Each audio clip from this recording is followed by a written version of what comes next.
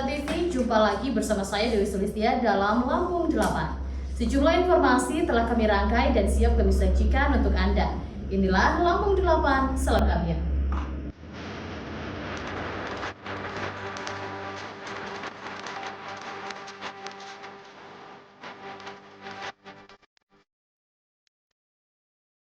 Sebanyak 15 kelompok tani dan KWT yang tersebar di 14 kampung kecamatan Penawar Tama terus memacu produktivitas kandang ayam petelur mereka. Kepala Kepolisian Resor Lampung Selatan AKBP Tony Kasmiri memimpin langsung upacara serah terima jabatan pengambilan sumpah jabatan.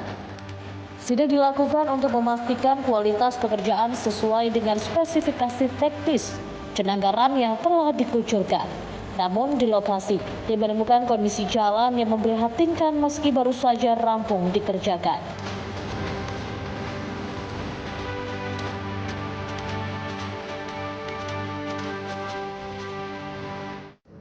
Selanjutnya pemirsa, 15 kelompok tani dan kelompok tani wanita di Kecamatan Penawar Tama, Tulang Bawang, Lampung mulai tancap gas meningkatkan produksi telur ayam. Langkah ini dilakukan untuk menjamin ketersediaan pasokan telur bagi Satuan Pelayanan Pemenuhan Gizi atau SPPG dalam program makan bergizi gratis di wilayah setempat. Sebanyak 15 kelompok tani dan KWT yang tersebar di 14 kampung kecamatan Penawar Tama terus memacu produktivitas kandang ayam petelur mereka. Selain untuk kebutuhan konsumsi masyarakat, fokus utama saat ini adalah mendukung program nasional makan bergizi gratis atau MBG. Usaha peternakan ini merupakan hasil bantuan aspirasi anggota DPR RI Hanan Ar-Razak. Saat ini, setiap kandang rata-rata sudah mampu menghasilkan 400 butir telur per harinya. Ini adalah bantuan dari DPR RI melalui reses Bapak Hanan Ar-Razak. Kita dapat 15 kandang berikut dengan pakannya, dengan ayamnya, satu kandangnya 600 ekor. Dan setiap seminggu sekali itu saya selalu keliling dan selalu ada perkembangannya.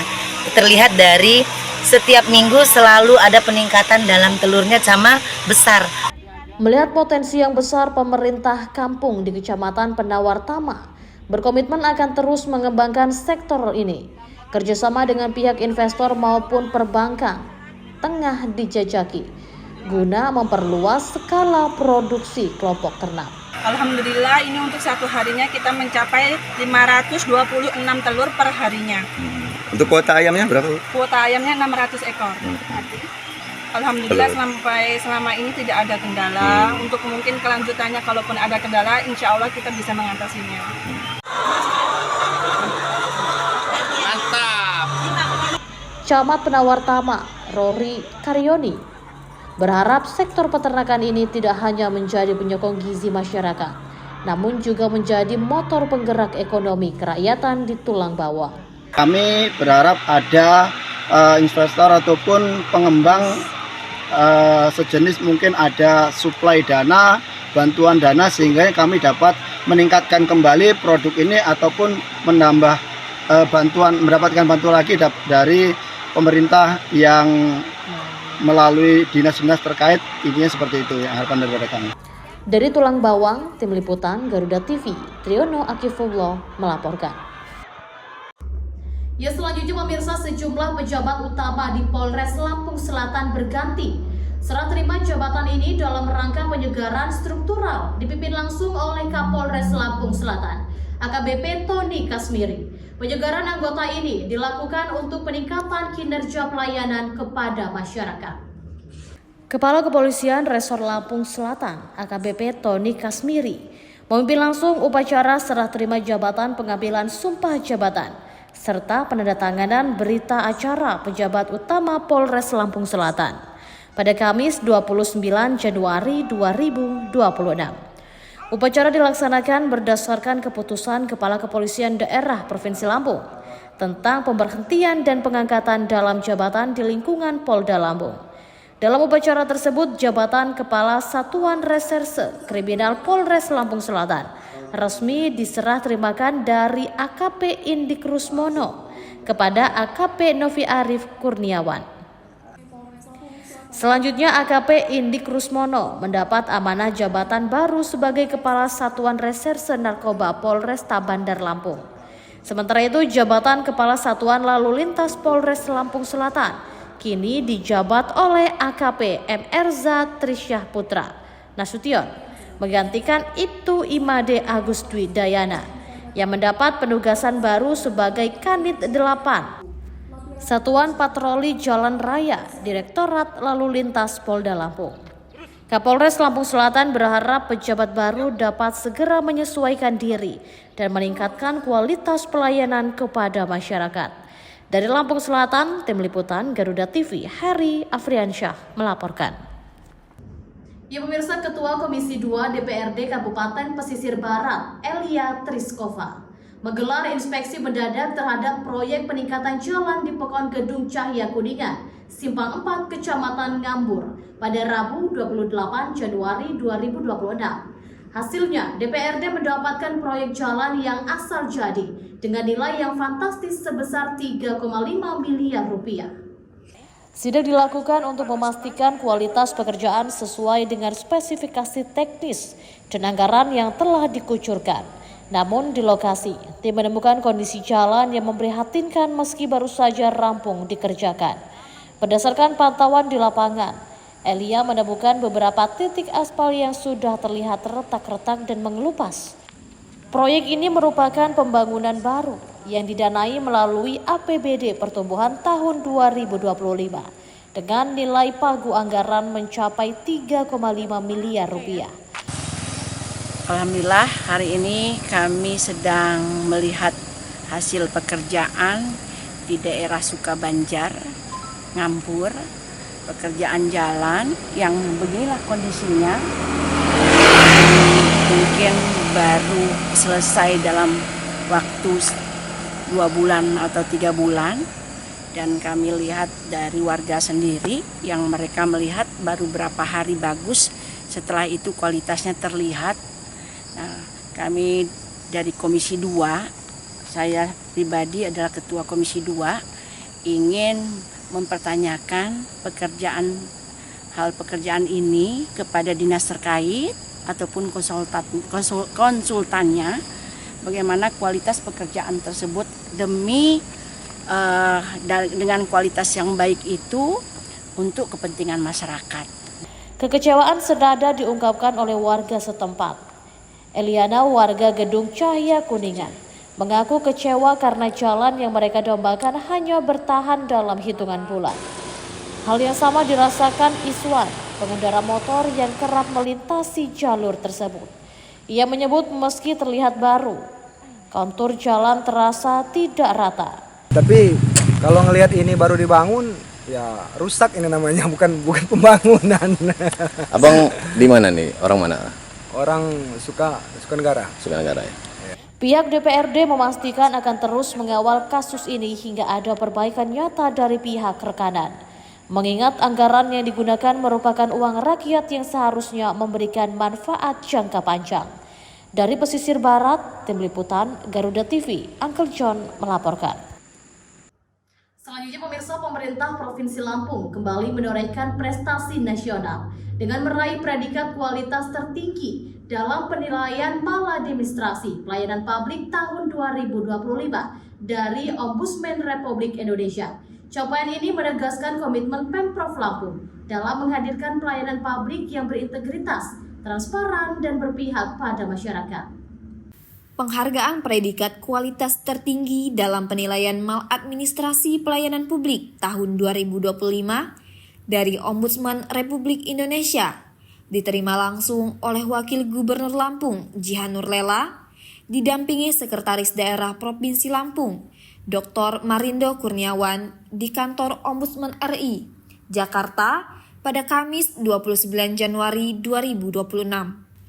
Sekprop Lampung, Marindo Kurniawan, menyampaikan apresiasi dan berterima kasih kepada Ombudsman RI atas penilaian dan opini tertinggi yang diberikan Ombudsman terhadap upaya pencegahan maladministrasi di Provinsi Lampung. Menurut Marindo, capaian tersebut merupakan hasil kerja kolektif seluruh perangkat daerah dan aparatur sipil negara yang terus berkomitmen memperbaiki tata kelola pemerintahan, meningkatkan kepatuhan terhadap standar pelayanan, serta menempatkan kepentingan dan kepercayaan masyarakat sebagai prioritas utama. Marindo menegaskan Pemprov Lampung ke depan akan terus bersinergi dengan Ombudsman RI dan seluruh pemangku kepentingan guna memastikan pelayanan publik yang bersih dari maladministrasi, berintegritas, dan berkeadilan bagi seluruh masyarakat Lampung.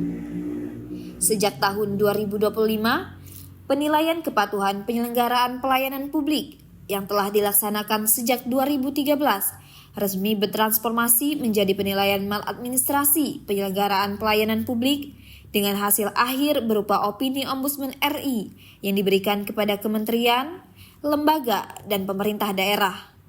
Ketua Ombudsman RI, Heri Susanto, menyampaikan opini tersebut menjadi barometer kualitas pelayanan publik yang bebas dari maladministrasi. Sementara anggota Ombudsman RI, Fikri Yasin, menegaskan bahwa penilaian dilakukan berbasis citizen-centric dengan mengikutsertakan keputusan masyarakat sebagai pengguna layanan. Pada tahun 2025, penilaian dilakukan pada 310 lokus, meliputi 38 kementerian, 8 lembaga, 38 pemerintah provinsi, 56 pemerintah kota, dan 170 pemerintah kabupaten. Penilaian mencakup 4 dimensi utama: input, proses, output, dan pengaduan, serta dilengkapi indikator kepercayaan masyarakat dan kepatuhan terhadap rekomendasi Ombudsman RI. Prestasi ini menempatkan Provinsi Lampung sebagai salah satu daerah rujukan nasional dalam tata kelola pelayanan publik yang bersih dan profesional. Dari Jakarta, Tim Liputan Garuda TV melaporkan. Meski hidup penuh keterbatasan, namun mereka tak pernah lelah berbagi kebaikan. Sebab setiap kebaikan pasti akan kembali dalam wujud kebaikan. Hanya seorang pemuda sederhana yang percaya bahwa bahagia tak perlulah mewah. Inilah orang baik, peduli sesama dari hati ke hati. Hanya di Garuda TV.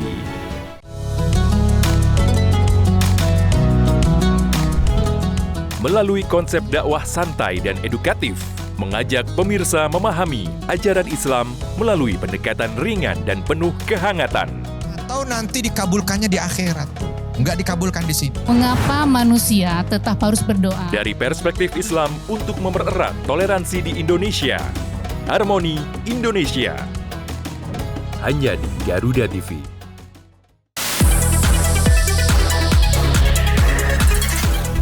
Dunia hiburan memang selalu penuh warna. Drama panggung yang tak terlupakan hingga cerita cinta yang menghebohkan. Rahasia di balik kesuksesan para selebriti. Elegan intens, suasana lokasi yang menegak. Kehebohan apa saja yang terjadi saat ini. Saksikan Gosip Panas Selebriti. Hanya di Garuda TV.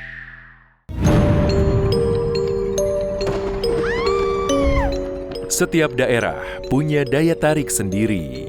Cerita rakyat yang turun-temurun masih hidup hingga kini. Legenda yang diwariskan hingga misteri yang jarang terungkap. Ratusan peti mati serta berbagai jasad yang dibalut kain. Saksikan misteri hidup. Hanya di Garuda TV. Ya, selanjutnya pemirsa, Gubernur Lampung Rahmat Mirzani Jausa mengaku mendapat kehormatan dan tersanjung atas kunjungan Ketua Mahkamah Agung, Profesor Dr. Sundarto, yang diterimanya di Guest House Mahan Agung pada Rabu malam 28 Januari 2026. Sementara dalam suasana penuh keakraban, Ketua MA juga mengungkapkan kedekatan emosionalnya dengan Lampung. Profesor Sundarto mengaku memiliki kesan mendalam terhadap Lampung, termasuk makanan khasnya, pindang, seruit, dan tempoyak. Saat menyambut kunjungan Ketua Mahkamah Agung Republik Indonesia Profesor Dr. Sundarto dalam acara ramah tamah di Guest House Mahan Agung pada Rabu malam 28 Januari 2026. Gubernur Mirza menyampaikan apresiasi dan rasa bangga atas kunjungan pimpinan tertinggi lembaga yudikatif tersebut beserta jajaran. Menurut Mirza, kehadiran Ketua MARI menjadi kehormatan sekaligus energi positif bagi pemerintah Provinsi Lampung dan masyarakat. Pada kesempatan itu, Gubernur Mirza juga memaparkan arah pembangunan strategis Provinsi Lampung, khususnya revitalisasi kawasan Kota Baru yang sempat terbengkalai selama sekitar 14 tahun. Kawasan tersebut kini diarahkan menjadi pusat pengembangan sumber daya manusia berbasis pendidikan. Sejalan dengan tujuan Presiden untuk mendorong pembangunan kualitas SDM di setiap daerah.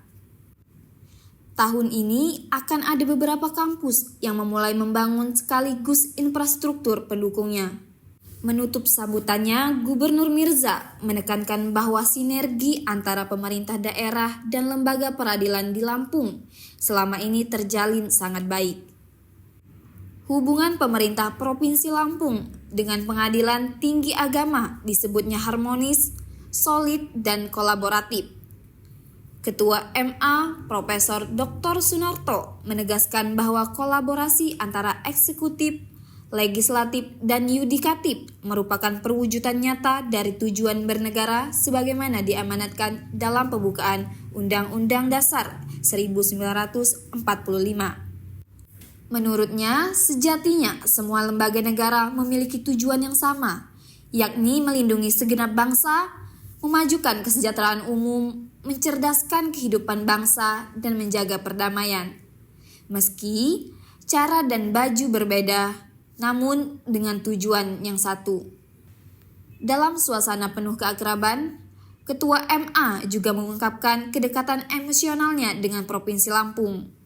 Ia mengaku memiliki kesan mendalam terhadap Lampung, termasuk kekayaan kuliner khas daerah. Ketua MA mengaku sangat terkesan dengan makanan khas Lampung seperti pindang, seruit, dan tempoyak yang disebutnya makanan khas luar biasa. Acara ramah tamah tersebut menjadi simbol penguatan hubungan kelembagaan sekaligus komitmen bersama dalam mendukung pembangunan daerah yang berkelanjutan dan berkeadilan. Dari Bandar Lampung, Tim Liputan Garuda TV melaporkan. Ya pemirsa, anggota Komisi 5 DPR RI dari fraksi PDI Perjuangan Mukhlis Basri mendorong agar rencana pembangunan jembatan Selat Sunda kembali dibahas secara serius dan dipertimbangkan masuk dalam program strategis nasional. Mukhlis Basri menilai proyek tersebut sangat strategis untuk memperkuat konektivitas Pulau Jawa dan Sumatera. Pernyataan tersebut disampaikan Mukhlis Basri dalam makan siang bersama di Lamban Sabaresto, Bandar Lampung pada Kamis 29 Januari 2026, yang merupakan bagian dari rangkaian kunjungan kerja Komisi 5 DPRD RI ke Provinsi Lampung. Mukhlis mengingatkan bahwa gagasan pembangunan JSS bukan hal baru. Proyek ini pernah digaungkan oleh mantan Gubernur Lampung 2 periode, Sejahrudin SP. Dan hingga kini masih relevan dengan kebutuhan pembangunan nasional. Mukhlis Basri menilai pembangunan JSS berpotensi menjadi proyek monumental yang membanggakan Indonesia sekaligus memperkuat pemerataan pembangunan antar wilayah. Bahkan, Mukhlis menyebut JSS bisa menjadi ikon kepemimpinan nasional ke depan. Disebutkan, kalau Presiden Jokowi punya IKN, kenapa Presiden Prabowo tidak punya jembatan Selat Sunda? Ini bisa menjadi kebanggaan nasional. Kunjungan kerja Komisi 5 DPRD RI tersebut dipimpin oleh Wakil Ketua Komisi 5 DPR RI Ridwan Bae dan rombongan diterima langsung oleh Gubernur Lampung Rahmat Mirzani Jausal. Agenda kunjungan kerja Komisi 5 DPRD RI di Lampung meliputi peninjauan eksit tol Lematang, peninjauan kawasan Kota Baru, serta diskusi dan dialog bersama kepala daerah terkait percepatan pembangunan infrastruktur strategis di Provinsi Lampung. Dari Bandar Lampung, Tim Liputan Garuda TV melaporkan.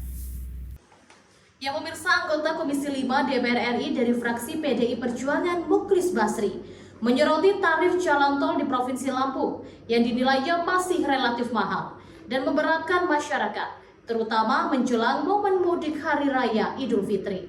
Muklis secara khusus mendorong adanya penurunan tarif atau skema diskon tarif tol selama periode libur Lebaran, mengingat tingginya volume pemudik yang menggunakan jalan tol pada masa tersebut.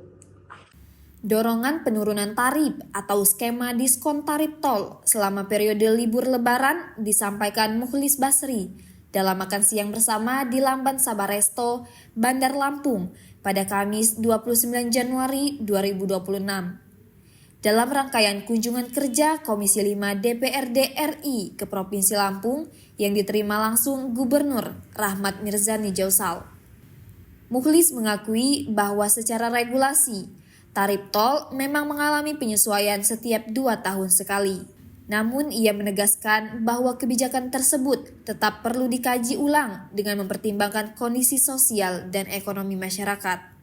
Muklis secara khusus mendorong adanya penurunan tarif atau skema diskon tarif tol selama periode libur Lebaran, mengingat tingginya volume pemudik yang menggunakan jalan tol pada masa tersebut. Menurutnya momen Idul Fitri pasti banyak yang mudik. Kalau bisa, tarif tol diturunkan atau ada skema diskon sepanjang libur Lebaran. Ini bentuk keberpihakan kepada masyarakat. Muklis Basri juga menyoroti rencana pembangunan jalan tol Lematang Panjang agar tidak dilakukan secara tergesa-gesa tanpa menyelesaikan persoalan mendasar, terutama pembebasan lahan. Muklis mengingatkan pembangunan infrastruktur strategis harus mengedepankan keadilan dan kepastian hukum bagi masyarakat. Ia menilai masih banyak proyek tol di Indonesia yang menyisakan persoalan serius akibat pembebasan lahan yang belum tuntas. Meski demikian, Muklis menegaskan bahwa pihaknya sangat mendukung pembangunan tol Lematang Panjang. Menurutnya, ruas tol tersebut memiliki nilai strategis tinggi untuk memperkuat konektivitas dan mendorong pertumbuhan ekonomi di wilayah Lampung dan sekitarnya. Dari Bandar Lampung, Tim Liputan Garuda TV melaporkan. Beragam peristiwa penting terjadi setiap saat. Seiring penguatan indeks harga saham gabungan yang dibuka naik pada perdagangan awal tahun. Laporan terkini, informasi terbaru, dan fakta yang terverifikasi. Rehabilitasi dan rekonstruksi pasca bencana di Aceh, Sumatera Utara, dan Sumatera Barat. Disajikan cepat, tajam, dan mendalam. Dalam Laporan 8 setiap hari. Hanya di Garuda TV.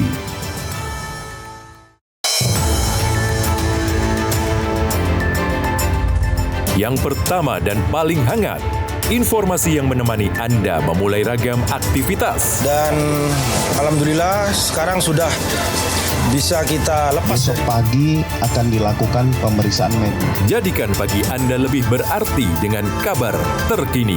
Laporan 8 pagi. Setiap hari pukul 6 pagi. Hanya di Garuda TV. Kini saatnya update di tengah aktivitas Anda. Bukaan 100 kg sabu jaringan Asia Tenggara. Tak menghambat berjalannya sejumlah program prioritas yang tertuang dalam Asta Cita. Berita terhangat, analisis singkat, dan perkembangan terpenting siang ini. Laporan 8 siang, setiap hari pukul 12 siang. Hanya di Garuda TV. Sepanjang hari, Indonesia dipenuhi beragam peristiwa, dari isu nasional hingga dinamika internasional. Tim SAR gabungan berharap korban segera ditemukan dan dievakuasi dalam kondisi terbaik.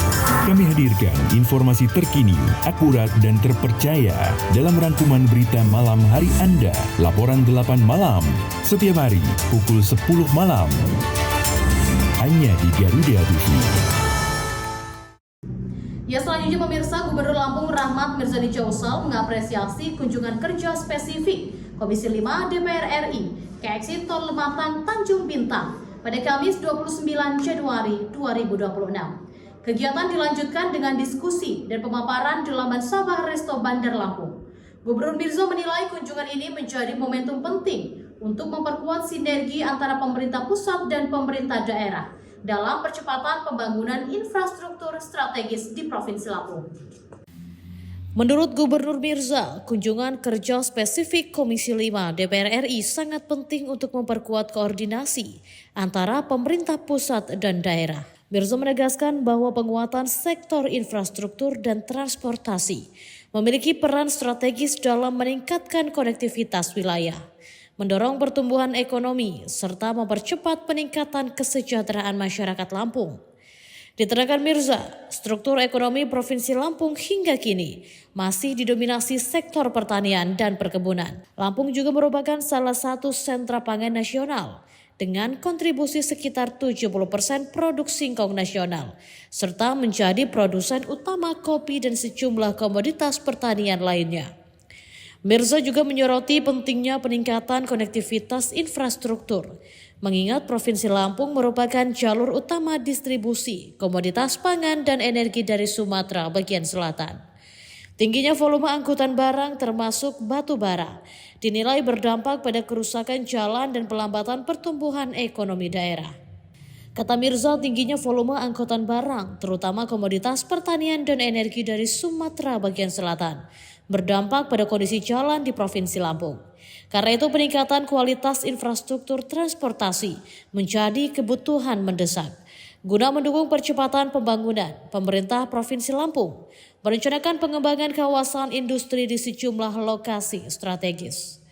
Pembangunan kota baru sebagai pusat pemerintahan dan pendidikan, serta penguatan konektivitas melalui pembangunan jalan tol yang terhubung langsung dengan pelabuhan. Optimalisasi jalur kereta api untuk angkutan barang dan pengembangan pelabuhan sebagai simpul logistik utama. Karena itu Mirza berharap dukungan penuh dari pemerintah pusat dan DPR RI, khususnya Komisi 5 dalam pembangunan sarana dan prasarana infrastruktur serta transportasi di Provinsi Lampung. Pimpinan rombongan Komisi 5 DPR RI Hamka Bako Kadi menyampaikan bahwa kunjungan kerja spesifik merupakan bagian dari fungsi pengawasan DPR RI terhadap pembangunan infrastruktur dan transportasi. Kunjungan bertujuan melihat langsung kondisi lapangan, menyerap aspirasi pemerintah daerah serta memastikan pembangunan infrastruktur berjalan sesuai dengan kebutuhan dan perencanaan. Hamka menegaskan Komisi 5 DPR RI berkomitmen mendorong pembangunan infrastruktur transportasi yang terintegrasi dan berkelanjutan. Hasil peninjauan lapangan tersebut akan menjadi bahan evaluasi dan rekomendasi kepada kementerian terkait, khususnya Kementerian Pekerjaan Umum dan Kementerian Perhubungan. Rombongan Komisi 5 DPR RI dipimpin Ketua Tim Hamka Bekadi serta diikuti anggota Komisi 5 antara lain Haryanto, Irine Yusiana Roba Putri, Daniel Mutakin Saifuddin, Danang Wicaksana, Novita Wijayanti, Teguh Iswara Suwardi, Abdul Hadi, Hufron, dan Harmusa Oktaviani. Turut hadir 2 anggota Komisi 5 dari daerah pemilihan Lampung, yakni Muklis Basri dan Hanan Arozak. Dari Bandar Lampung, Tim Liputan Garuda TV melaporkan. Ya pemirsa, pemerintah Provinsi Lampung memberikan apresiasi kepada perusahaan-perusahaan pengelolaan singkong yang dinilai taat menjalankan peraturan Gubernur Lampung nomor 36 tahun 2025 tentang tata kelola dan hilirisasi ubi kayu. Apresiasi tersebut disampaikan langsung oleh Gubernur Lampung Rahmat Mirzani Jausa sebagai bentuk penghargaan atas komitmen dunia usaha dalam mendukung kebijakan strategis daerah. Menurut Gubernur Mirza, pihaknya berterima kasih atas kerjasama yang telah terbangun. Kepatuhan perusahaan penting untuk menjaga stabilitas tata kelola singkong di Lampung. Melalui strategi ganda, menjaga keberlanjutan industri sekaligus memperjuangkan kesejahteraan petani. Dijelaskan, Pergub Lampung nomor 36 tahun 2025 yang ditetapkan pada 31 Oktober 2025 lalu menjadi pondasi utama penataan sistem produksi, distribusi, hingga pengelolaan ubi kayu di Lampung. Regulasi tersebut diarahkan untuk menciptakan hubungan yang lebih adil dan berkelanjutan antara petani dan industri, serta mendorong penguatan hilirisasi komoditas unggulan daerah. Pemprov Lampung menilai kepatuhan perusahaan terhadap Pergub sebagai langkah konkret menjaga stabilitas harga singkong, memperkuat kesejahteraan petani, dan menciptakan iklim usaha yang sehat dan berkeadilan. Selain itu, Keterbukaan perusahaan dalam menyerap singkong hasil panen petani lokal dinilai berperan besar dalam menjaga keberlanjutan usaha tani, terutama di tengah fluktuasi harga dinamika pasar komoditas. Kedepan, Pemprov Lampung berharap sinergi antara pemerintah, petani, dan dunia usaha terus diperkuat agar tata kelola ubi kayu semakin tertata, berdaya saing, dan memberikan manfaat optimal bagi perekonomian daerah. Pemerintah Provinsi Lampung juga mengajak seluruh pelaku usaha pengolahan singkong untuk bersama-sama mendukung implementasi Pergub tersebut sebagai wujud perlindungan petani, kepastian usaha, serta pengembangan hilirisasi ubi kayu yang berkelanjutan. Dari Bandar Lampung, Tim Liputan Garuda TV melaporkan. Ya pemirsa, Menteri Agama Profesor Nasaruddin Umar memutuskan terhitung pada Rabu 28 Januari 2026 memperpanjang masa tugas Profesor Wan Jamaluddin sebagai Rektor Universitas Islam Negeri Raden Intan Lampung (UINRIL).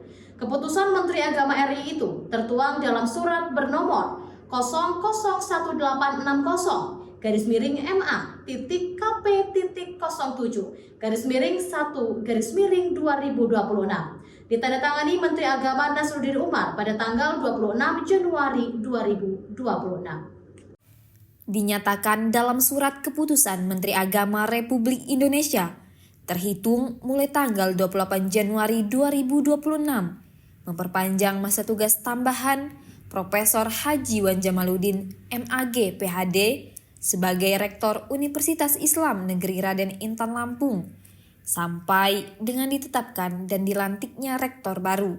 Disebutkan sebagai pertimbangan memperpanjang masa tugas bagi Profesor Wan Jamaluddin sebagai Rektor UINRIL adalah adanya Surat Direktur Jenderal Pendidikan Islam Kementerian Agama nomor B96 DJI KP 01 2026 tanggal 21 Januari 2026 tentang usul perpanjangan masa jabatan rektor. Pada surat tersebut, Dirjen Pendidikan Islam menyampaikan bahwa Profesor Wan Jamaluddin dipandang cakap dan memenuhi syarat untuk diperpanjang masa jabatan tugas tambahan sebagai Rektor UINRIL sampai dengan ditetapkan dan dilantiknya rektor baru. Sebelumnya, Panitia Penjaringan Bakal Calon Rektor UIN Raden Intan Lampung menetapkan 10 nama guru besar sebagai bakal calon rektor periode 2026 hingga 2030. Penetapan ini tertuang dalam pengumuman nomor 010 UN 16 PPBCR 10 2025 tanggal 31 Oktober 2025 setelah melalui proses verifikasi administratif. Ketua Panitia Penjaringan Profesor Sapari menyampaikan bahwa seluruh tahapan dilakukan sesuai dengan Peraturan Menteri Agama Nomor 68 Tahun 2015 tentang pengangkatan dan pemberhentian rektor pada perguruan tinggi keagamaan negeri. Proses penjaringan calon rektor dimulai sejak 29 September 2025 melalui pengumuman resmi, kemudian dilanjutkan dengan pendaftaran dan pengumpulan dokumen pada tanggal 6 hingga 21 Oktober 2025. Setelah itu, dilakukan verifikasi berkas oleh panitia pada tanggal 22 hingga 30 Oktober 2025. Tahapan berikutnya yakni penyerahan hasil verifikasi kepada rektor, kemudian ke Senat Universitas untuk dilakukan penilaian kualitatif terhadap para calon. Selanjutnya, dokumen hasil penilaian diserahkan ke Kementerian Agama Republik Indonesia pada tanggal 18 hingga 21 November 2025 sebagai bagian dari tahap akhir seleksi rektor. Ke-10 calon rektor UIN Raden Intan Lampung diantaranya yang pertama, Profesor Dr. Fitriyanti, Guru Besar Ilmu Komunikasi lulusan S3 Universitas Padjadjaran Bandung. Ketua Prodi S2 Pengembangan Masyarakat Islam Pasca Sarjana UINRIL. Yang kedua ada Profesor Dr. Sudarman, Guru Besar Ilmu Perbandingan Agama, lulusan S3 UIN Sunan Kalijaga Yogyakarta. Ketua Prodi S2 Filsafat Agama Pasca Sarjana UINRIL. Ketiga ada Profesor Syafrimen, PhD, Guru Besar Psikologi Pendidikan, lulusan Universitas Kebangsaan Malaysia, Sekretaris LP2M Winril. Keempat ada Profesor Dr. Ruslan Abdul Ghafur, Guru Besar Ekonomi Islam, lulusan S3 UIN Sunan Kalijaga, Yogyakarta, Direktur Pasca Sarjana Winril. Yang kelima ada Profesor Wan Jamaluddin PhD, Guru Besar Sejarah Peradaban Islam, lulusan Saint Petersburg State University Rusia, Rektor Winril saat ini. Yang keenam ada Profesor Dr. Alam Syah, Guru Besar Ilmu Hadis, lulusan S3 UIN Sunan Kalijaga, Yogyakarta, Wakil Rektor 1 Bidang Akademik dan Kelembagaan Winril. Ketujuh ada Profesor Dr. Syarifuddin, Guru Besar Pemikiran Politik dan Peradaban Islam, lulusan S3 UIN Syarif Hidayatullah Jakarta, mantan Ketua Stan Juraisiwo Metro. Kedelapan ada Profesor Dr. Muhammad Muhassin, Guru Besar Bahasa Inggris, lulusan S3 Universitas Pajajaran, mantan Kaprodi PBI FTK Winril. Kesembilan ada Profesor Dr. Siti Nurjanah, Guru Besar Hukum Keluarga Islam, lulusan S3 UIN Raden Intan Lampung, mantan Rektor IAIN Metro. Kesepuluh ada Profesor Dr. Suhairi, Guru Besar Hukum Islam, lulusan S3 UIN Wali Songo Semarang, Direktur Pasca Sarjana UIN Juraisiwo Lampung. Dari Bandar Lampung, Tim Liputan Garuda TV melaporkan. Di tengah perubahan dan dinamika bangsa, ada isu yang memerlukan sebuah solusi. Menyinggung soal SARA seandainya tidak hati-hati. Semua tata kelola penyelenggaraan itu harus bersih. Bersama narasumber terpercaya, mengulas topik terkini untuk negeri. Indonesia Kita, Senin sampai Jumat pukul 7 malam. Hanya di Garuda TV.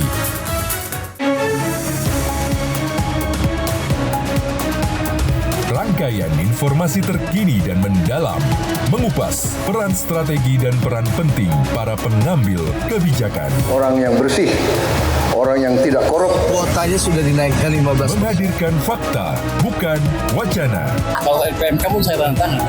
Dalam Kabinet Merah Putih, Senin sampai Jumat pukul 5 sore. Hanya di Garuda TV.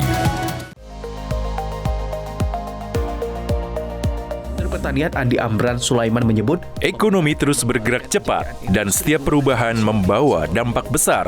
Beragam aktivitas dihadirkan. Kami hadir dengan update terkini seputar keuangan, perdagangan, investasi, hingga sektor strategis lainnya. Tahun depan, swasembada white sugar. Jangan lewatkan Ekonomi 8 pukul 10 pagi. hanya di Garuda TV. Ya pemirsa, Ketua Fraksi Partai Amanat Nasional DPRD Provinsi Lampung Haji Hazizi mengapresiasi pemerintah pusat memberikan insentif sebesar Rp400.000 kepada guru honorer. Kebijakan tersebut dinilai sebagai bentuk perhatian negara terhadap jasa dan pengabdian guru honorer yang selama ini menjadi garda terdepan untuk dunia pendidikan. Menurut Ketua Fraksi PAN DPRD Provinsi Lampung Hazizi, rencana pemberian tambahan insentif tersebut patut diapresiasi karena menunjukkan pengakuan pemerintah terhadap peran guru honorer yang selama ini bekerja dengan keterbatasan kesejahteraan. Menurutnya, pemerintah pusat yang memberikan insentif Rp400.000 kepada guru honorer menunjukkan adanya pemerhatian negara terhadap jasa dan pengabdian guru honorer. Meski diakui Hazizi, nominal insentif tersebut masih belum ideal jika dibandingkan dengan beban kerja, tanggung jawab, serta kondisi ekonomi para guru honorer di Lampung. Menurut anggota DPRD Lampung dari Dapil Lampung Selatan, insentif tersebut memang dapat membantu, namun belum mampu menjawab persoalan kesejahteraan guru honorer secara menyeluruh. Lebih lanjut, Hazizi mendorong agar pemerintah daerah turut mengambil peran aktif dalam meningkatkan kesejahteraan guru honorer.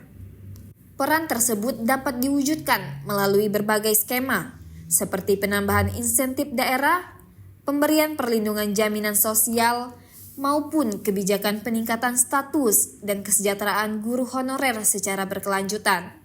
Diketahui Menteri Pendidikan Dasar dan Menengah, Profesor Abdul Mukti, mengumumkan bahwa insentif untuk guru honorer tahun 2026 dinaikkan. Mendikdasmen menjelaskan tahun lalu guru honorer menerima insentif sebesar 300.000 per bulan. Mulai 2026, besaran insentif itu akan naik Rp100.000 sehingga menjadi Rp400.000 per bulan. Terkait besaran insentif guru, Mendikdasmen mengakui jumlahnya masih belum ideal. Namun, pemerintah terus berupaya memperbaikinya. Dari Bandar Lampung, Tim Liputan Garuda TV melaporkan. Ya, selanjutnya pemirsa, Panglima Daerah Militer atau Pangdam 21, Raden Intan Maijen TNI Christomay Sianturi meresmikan aplikasi pengaduan Centurion 21 di Hotel Emersia Bandar Lampung pada Kamis 29 Januari 2026. Acara ini dihadiri oleh staf ahli bidang pemerintahan Ahmad Saifullah, Ketua Komisi 1 DPRD Provinsi Lampung Garinca Reza Pahlevi, dan unsur Forkopimda. Dengan adanya aplikasi ini, diharapkan dapat memperkuat program ketahanan pangan yang digagas oleh Presiden Prabowo Subianto. Kodam 21 Raden Intan melaunching aplikasi Centurion 21. Acara dihadiri oleh Maijen TNI Christomay, staf ahli Gubernur Bidang Pemerintahan Ahmad Saifullah, Ketua Komisi 1 Garinca Reza Pahlevi, dan unsur Forkopimda.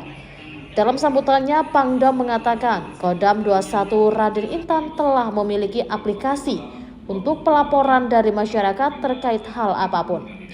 Aplikasi pengaduan tersebut berbasis AI dan dengan aplikasi tersebut membantu dalam ketahanan pangan. Bahwa kemajuan teknologi artificial intelligence digunakan dalam rangka membantu pengetahuan kemiskinan dan ketahanan pangan.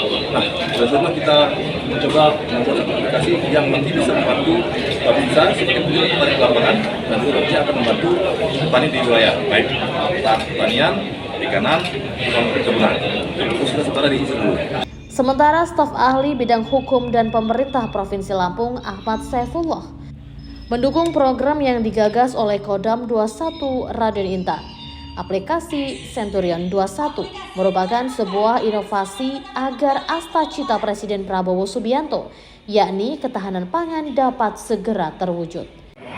Saya mewakili Bapak Gubernur, seperti apa yang disampaikan dalam sambutannya Bapak Gubernur, mengapresiasi atas aplikasi Centurion 21 yang diluncurkan oleh Bapak Pangdam 21 Raden Intan.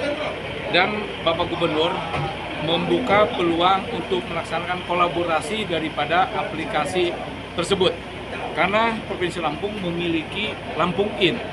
Jadi laporan-laporan tentang masyarakat, data-data berkaitan dengan kewilayahan, semoga ini dapat dikomunikasikan dan Gubernur silakan untuk Bapak Pangdam kerjasama dengan dinas-dinas terkait sebagai data-data dan ini memperkuat daripada program yang disampaikan tadi oleh Bapak Pangdam. Di lain sisi, Ketua Komisi 1 DPRD Lampung, Garinca Reza Pahlevi, mengatakan bahwa dengan hadirnya aplikasi ini, masyarakat dapat dengan mudah melakukan pemantauan terhadap program pemerintah. Di mana ini aplikasi yang masuk terhubung bagaimana menerjemahkan keinginan Presiden dalam bagi ketahanan pangan, pertanian, peternakan maupun perikanan, bagaimana sinkronis pihak TNI dari Babinsa sampai pusat terkait dengan meningkatnya produktivitas baik pertanian, peternakan, perkebunan agar sesuai dengan harapan dari pemerintah sendiri. Dengan aplikasi berbasis AI ini digunakan membantu terkait ketahanan pangan, sektor pertanian, perkebunan hingga perikanan. Masyarakat pun bisa melapor tentang bagaimana kinerja Babinsa di wilayah termasuk melaporkan apa kejadian di wilayahnya. Dari Bandar Lampung, Tim Liputan Garuda TV, Verza Amelia melaporkan. Ya, demikian pemirsa informasi tadi sekaligus mengakhiri perjumpaan kita untuk hari ini. Tetap saksikan Lampung 8 dimanapun Anda berada. Saya Dewi Sulistia beserta kru dan jajaran yang bertugas pamit undur diri dan sampai jumpa.